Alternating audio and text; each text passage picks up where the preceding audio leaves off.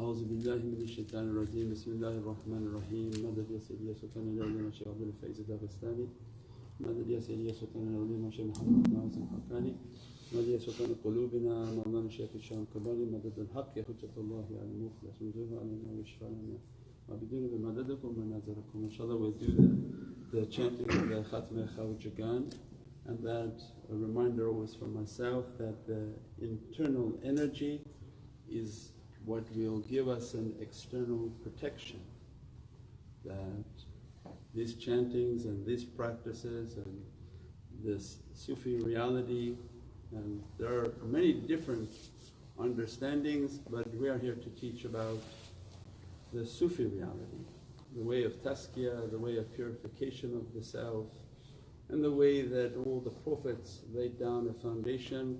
And the last Prophet Sayyidina Muhammad gave all its oceans of realities for the perfection of our humanity.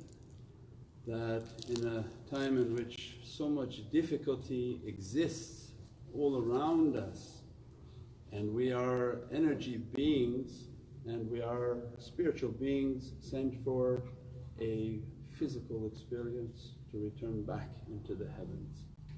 That there is an experience that Allah wants for us, that sent us upon this earth, that we're spiritual beings with a two-way ticket going back. Tariqah comes, Sufism comes to teach that the inner core must be powerful. If there's a weakness in the inner core, the external will be under complete obliteration. So Allah the Divine the Presence teaches that I show you my signs upon the horizon and then I'll show you within yourself. Inside the self is more difficult for some people. They don't want to reflect inward, they don't want to take the time to understand what they are, who they are, what God has created them for, and what abilities God has given to them. So then He gives us a mercy, look to the outside. You'll see outside is a mirror of your reality. So the most important for us on the outside is the earth, the moon and the sun. These are tremendous realities for who we are and what God wants from us. We say God because there are many people here from different faiths. And they say, oh, are you talking about Allah as someone else? No, Allah is the creator of the entire universe. He created this universe and created ourselves. The earth, they come, spiritual masters come to teach that this earth, because we don't want to know about ourselves yet, this earth has a core where they found out it's a molten iron core that's super hot. This iron inside the earth is controlling the energy of the earth. So the iron inside the earth controls the energy and the protection and force field of the earth. The iron within it gives its guidance, gives many different realities of this iron core, this heated core of the earth. So much so that they found that there's 7 layers of atmosphere that protect us from whatever is going to be coming towards this earth of radiation, of difficulties, whatever's out there in Allah's creation and God's creation, this earth is protected. So they found that this iron core creates an energy field.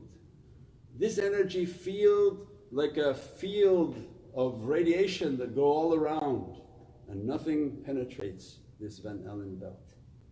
It's a tremendous force field. And spiritual masters come to teach that Allah said, I show you upon the horizon, I show upon yourself. You are as powerful and created with the same reality, that your iron core, the reality within your being, if it's lit and purified, you produce an energy. And this energy field, what they call the nazma, what they call qudra, or whatever they want to call these energy fields, there's an energy that if the core is energized The reality is energized the way God had intended for us to live and to act and behave. It produces an energy.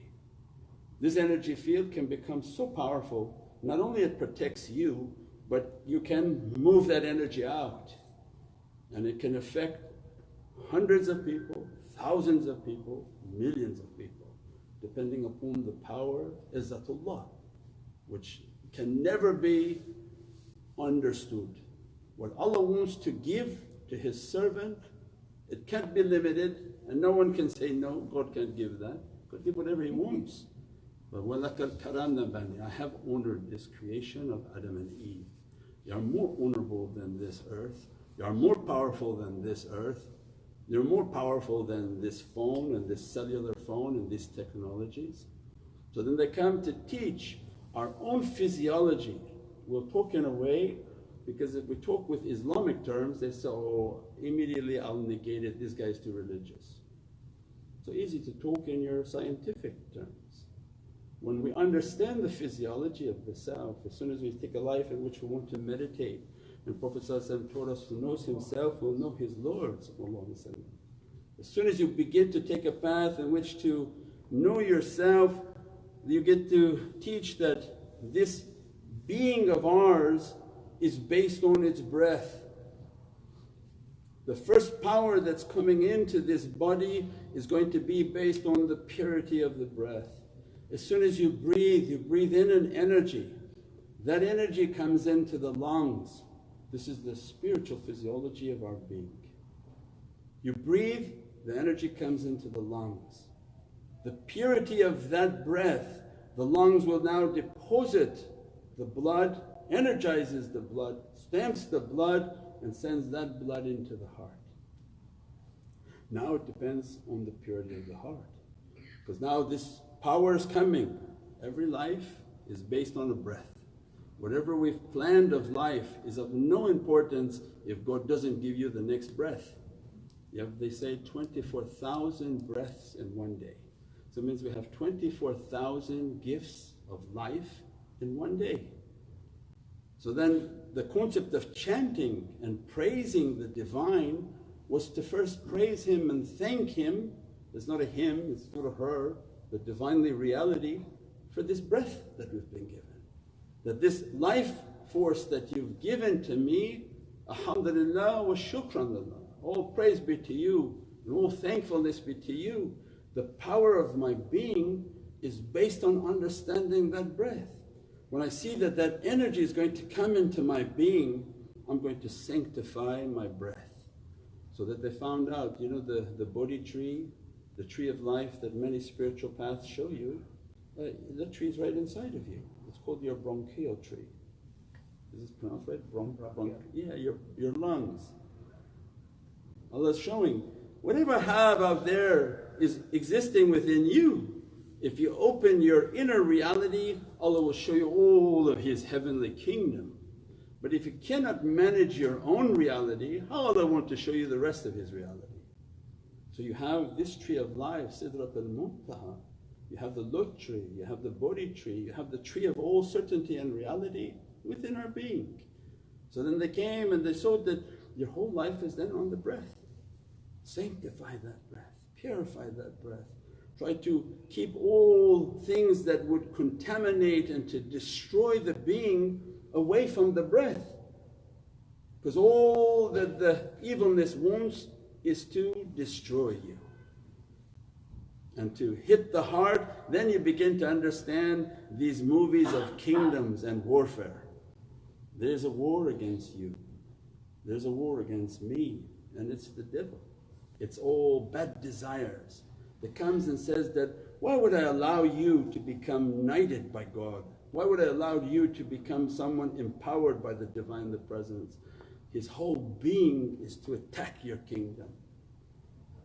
So to hit the heart, very difficult. That's like a full-on bullseye attack. He's going to weaken the kingdom before he can make his attack. So then they come to teach that this power that I'm trying to bring is going to be based on how clean this breath is. When he wants to contaminate every breath I'm bringing to destroy my lungs, to contaminate my blood and to kill the heart. So he didn't have to hit your heart directly, because that's a full frontal attack is very difficult. Shaitan's scared of the power that emanates from the heart, because God's presence, God's lights are upon that servant. So he says, I can take their heart out by what they're going to breathe. They say the second hand smoke more dangerous than the first hand. Means these contaminants will enter into the mouth to destroy the lungs, and that's all the shaitan wanted. That's all the bad character, bad evil, bad ego wants. Destroy that breath of the servant.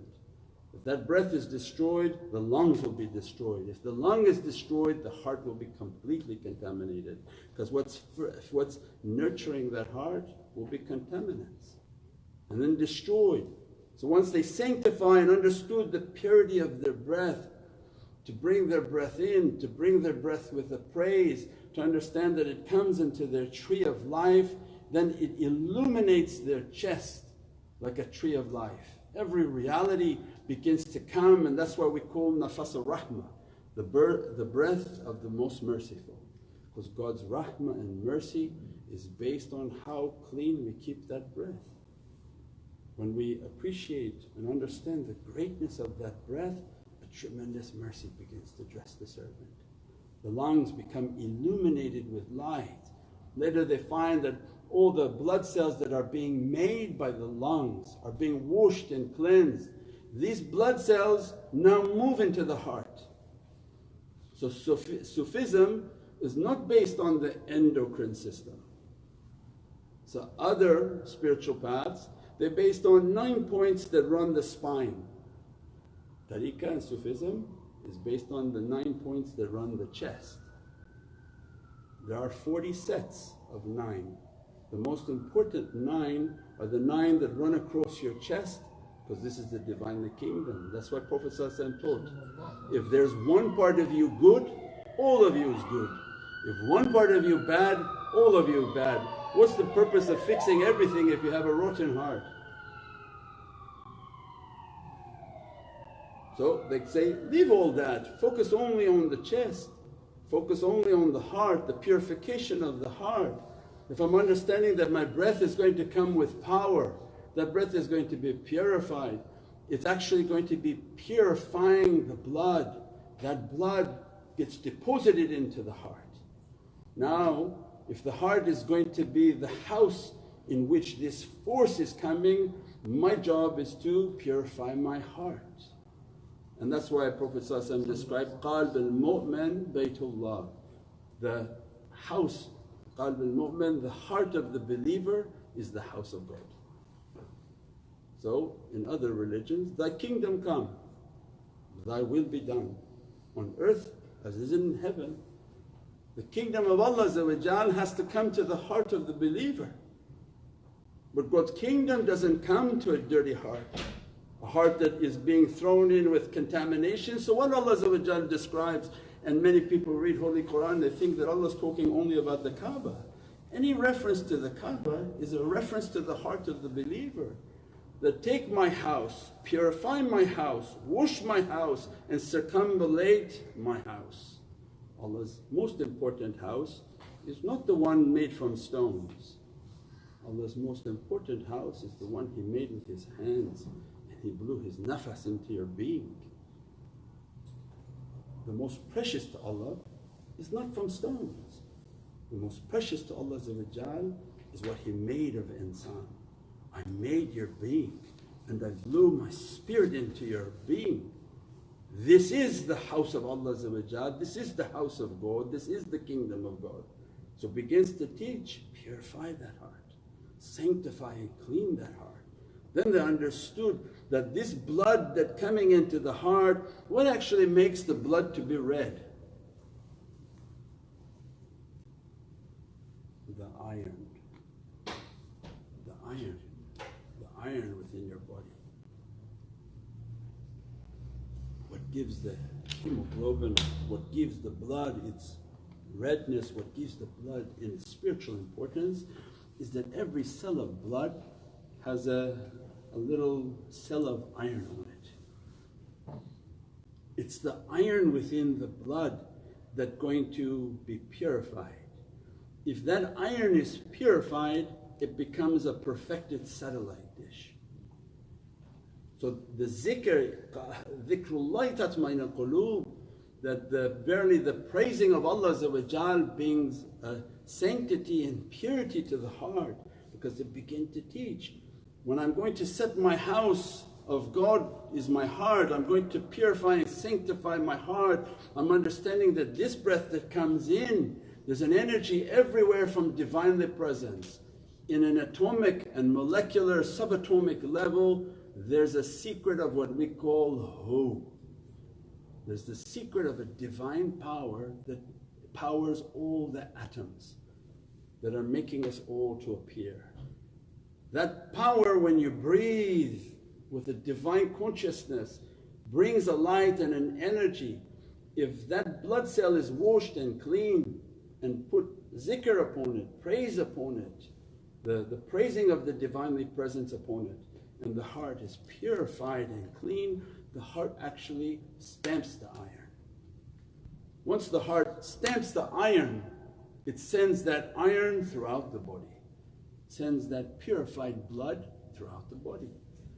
So it means if that heart is clean, the heart is purified, the heart understands that this iron has to be washed and clean. That's why we have also in our spiritual training hijama. Hijama is the way of pulling blood from your body. So they do cupping in Eastern culture. The menses of the female takes a lot of the difficulty away, but men, they don't lose blood. And as a result of the collection of blood, the bad and dirty elements of the blood are actually stored upon your shoulder blade. So now they found in office buildings what they call dirty buildings. The air would circulate up and down the building, up and down. Everybody who smoked on the 30th floor, everybody on the first floor also smoked with them, because the air just circulated. This is the body. All the contaminants of the body is moving, and the body begins to store all the dirty iron around the shoulders. So then Prophet wrote for us, make a hijama, do cupping upon the shoulder to take all the dirtiness, all the filth that been gathering on that body to be purified and to be cleansed. So that they understood that their body has to be clean. When they understand that their body has to be clean, their blood, specifically their blood has to be clean. Then they begin to understand that this blood of mine, the importance of this blood is going to be the cleanliness of the iron. And I'm going to clean that blood. And so how do you clean your heart? That's why external scholars, all they talk about is wudu. External scholars, they only talk about external issues. Internal and external scholar teaches you that, okay, you learn how to wash your body. Now more important, how you wash your heart. The body's clean, who cares? What's more important is the devil that's inside. The badness that's inside has to be washed. So then there's a washing for the heart. Zikrullah. Yeah, the praising upon the Divinely Presence is the washing of the heart. When the praise upon the Divine, it illuminates the heart. It creates an energy within the heart. Allah said, the truth and falsehood, they never come together. If the heart is operating from falsehood, from bad desires, bad energies, as soon as you praise the Divinely Presence, it's either going to be the truth or false. The two, they don't sit together and hang out. As soon as they begin to praise in the heart, the power of negativity, the energies of negativity, they vanish and they flee. Shaitan's not going to sit in the proximity of praising the Divinely Presence. And that's why he pushes people, don't praise, don't open your lips, don't mention anybody, praise me. Come here, let's go do bad things. So the heart is a tremendous vehicle of realities. Forget about what the religious practice and what sect or what division. These are all from shaitan to make divisions.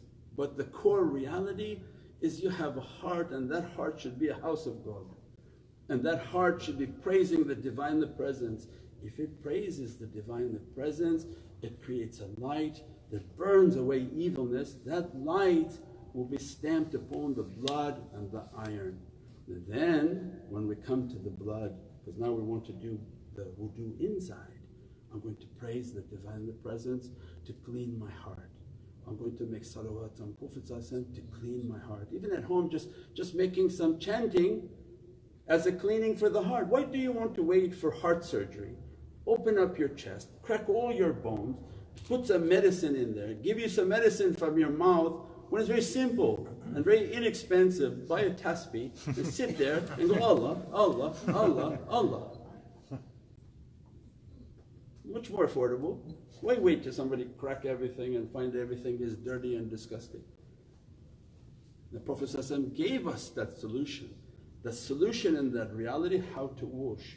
As soon as we begin to focus on this energy, that I'm going to purify my heart, I'm going to make my heart the house of God. I'm going to make within that house, and that's why Allah says we don't allow our name to be mentioned in their homes.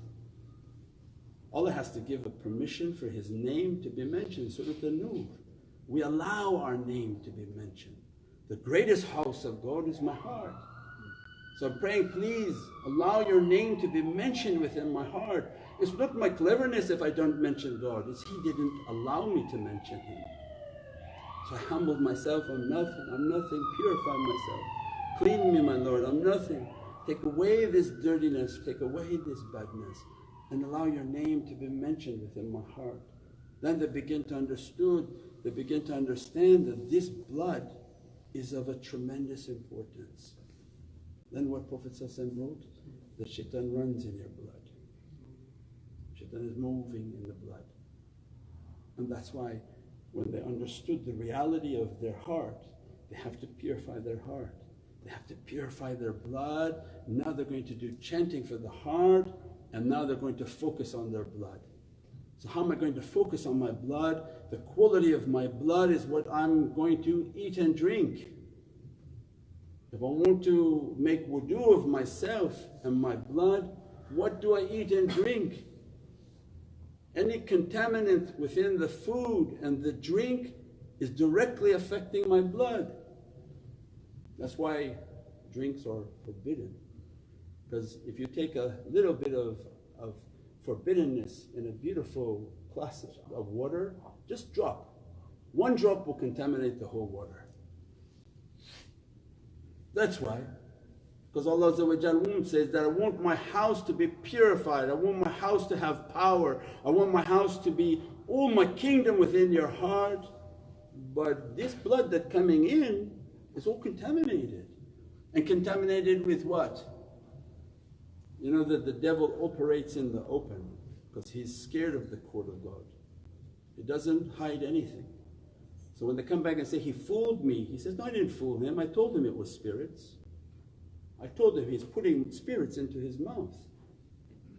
And for those of us who know what jinn are, there's also a drink called jinn. You don't have to guess. It's not so much guessing involved. Because he's scared of God's court of law. He's not going to lie. He's not going to say, I fooled them. He said, I openly told them. I told them they chose to contaminate their blood so that their blood would be destroyed, their heart would be destroyed, and that your presence would never enter into their heart. So then the importance of the blood is what I drink. I'm going to drink a lot of water. Every time I drink water, I'm going to pray upon the water. Then that's a separate talk of the power of water is an angelic reality. Whatever you pray upon water, the angels in the water say, Amin, Amin. It's all angels. My throne was upon the water. They drink a lot of water, they pray upon water, and that water sanctifies and purifies their blood. They pray upon their food, that if there's any badness in this food, any evilness in this food, any bad intention put into the food, because their whole life become energy beings. They're not extreme, they're just not stupid.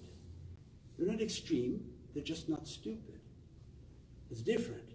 When you're an energy person, you see what God wants you to see. You see what's moving in that food. You see the energy of what people put into that food. You know when somebody makes food, if they're not showered, they're not washed, they're angry, they're distraught, they're violent, whatever their characteristics are, they put into the food while they're making it for you.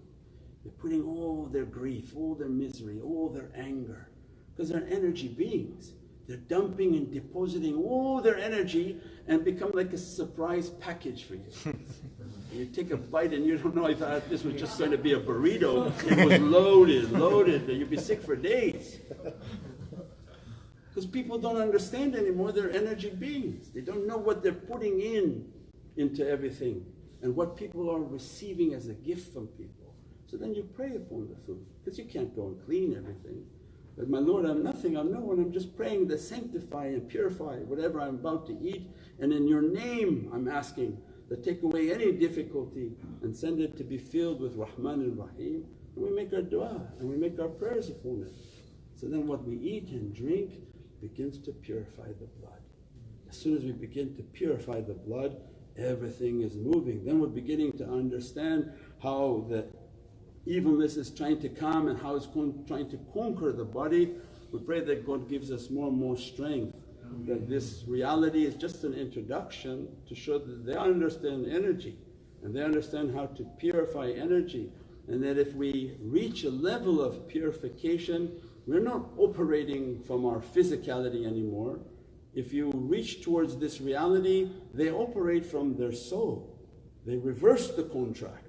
Those whom are encaged by their body, they can only operate from the limitations of their physicality, because nothing's opening. But do you think that if they open the heart and the kingdom of God came onto their heart, that they're operating from their body? They're operating from their soul, in which the holy hadith al-Qudsi, that you came to me with voluntary worship after you did all your obligations. I became the eyes in which you see, the ears in which you hear, the breath in which you breathe. Allah is saying, I'm going to give you eyes to see from your soul. You'll see with my power with your soul. You'll hear with my power with your soul, each to their limit. Of what the soul can see, the soul can see inside your soul. The soul can be sent millions of miles away, thousands of miles. Their soul has an ability to be in the heavens within an instant. You don't think they can reach you 2,000 miles away? The soul moves at the speed of thought even faster. They think about where they want to be with Prophet ﷺ, in a blink of an eye their soul is present with Prophet ﷺ. Was that harder, or to reach to you at home? They operate from their soul, they can see with their soul, they hear with their soul, they breathe with nafas al-rahmah from Allah's qudra. It says, I'll be the hands in which you touch, means Allah's qudra is upon their hand. I'll be the feet in which you move, that their qadam is under Allah's izzah. If you're under Allah's qadam, can somebody tell you not to enter somewhere? Let's see if they have the ability to stop Allah's qadam. If Allah give you the order, move, you move. Your feet are under Allah's command. Their hands are under Allah's command, their eyes, their ears are under Allah's command. So much so you become Rabbaniyun, you become of a lordly nature, and I give you power of kun fayakun. Because their will matches the will of Prophet ﷺ. That will matches the will, means as soon as they make a prayer, Allah's will is already on the prayer and it's already been accepted. Because they're operating from Allah's will. If they didn't have Allah's will, they wouldn't have been that level of person. When they operate from Allah's will, it was already Allah's will to grant that. And immediately they make a dua and everything can be resolved if Allah wants it to be resolved. So I mean, this kingdom is of a tremendous reality. It's not something small to think, oh, should I do it or should I not do it? When they understood its reality, they left everything to achieve that. Because what you achieve of that reality will go with you to the grave and all of eternity. But what you get from Las Vegas, it doesn't last for anything except hardship and difficulty, because Las Vegas says, what goes there stays there. Yeah. Again, shaitan gives his disclaimer. It's going to stay there, it's not going to last for your eternity. The time in which you put towards Allah His teaching, If you put time towards me and my reality, it lasts you for all of eternity. So then that's why we said that we're not extreme, but we're not stupid. You want that which is temporary, go get it. You want that which is eternal, I think that would be a more wiser and calculated choice. بحرمة محمد المصطفى وبصير سورة الفاتحة.